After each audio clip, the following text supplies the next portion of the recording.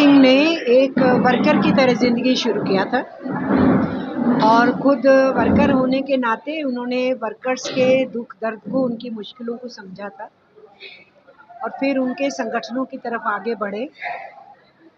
उनका कार्य क्षेत्र केवल यही नहीं था, बहुत सारी जगहों पे उन्होंने मज़दूरों के आंदोलनों को खड़ा करने में मदद की और यहाँ पर संगठन के बनने के बाद संगठन के ऊपर तो बहुत ज़्यादा जब प्राइवेट सेक्टर था तो बहुत हमला होता था, नेताओं के ऊपर हमले होते थे, मर्डर्स तक हो जाया करते थे।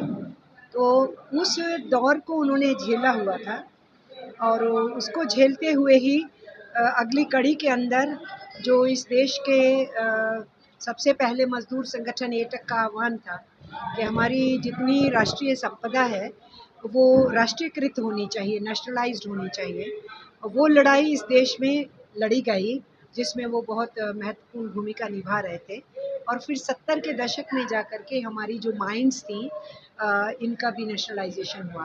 हालांकि माइंस के ऊपर इस देश के मजदूरों की लड़ाई आईटीसी के झंडे के नीचे जब चलती थी तो 1922 में हमें माइंस एक्ट मिला था, तो उसी को ही और फैलाव के लिए भी लड़ा गया।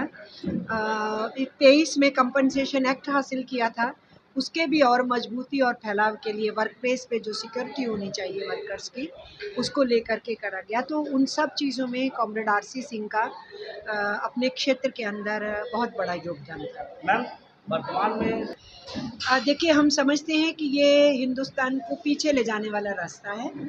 हमारे जितना भी इंफ्रास्ट्रक्चर इस देश में तैयार हुआ, रेल का, रोड्स का, हॉस्पिटल्स का, या जो हमारे पब्लिक सेक्टर तैयार हुए उसमें हैवी इंडस्ट्री तैयार हुई, या हमारी ऑयल सेक्टर में, कोल में, कॉपर में, आयरन ओर में, बॉक्साइट में, इन सब चीज़ों में जो गवर्नमेंट सेक्टर की इंटरवेंशन से उसकी ग्रोथ हुई, तो जो पब्लिक सेक्टर डेवलप हुआ वही हमारे देश के विकास की प्रक्रिया को आगे बढ़ाया। इवन प्राइवेट सेक्टर भी उस पब्लिक सेक्टर की वजह से ही आगे बढ़ पाया था।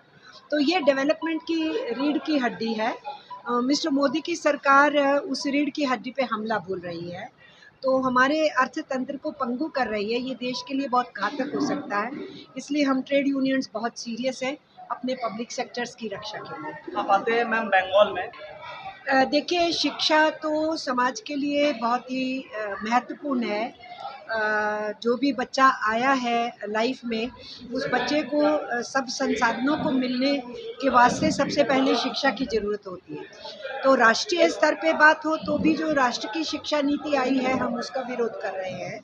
वो शिक्षा नीति असल में मिडिल क्लास से नीचे के जो सब बच्चे हैं उनसे शिक्षा छीन लेगी। मिडिल क्लासेस से भी हायर एजुकेशन में जो टेक्निकल एजुकेशन है, हाईली स्किल्ड एजुकेशन है, मिडिल क्लास के लिए भी अफोर्डेबिलिटी नहीं रहेगी।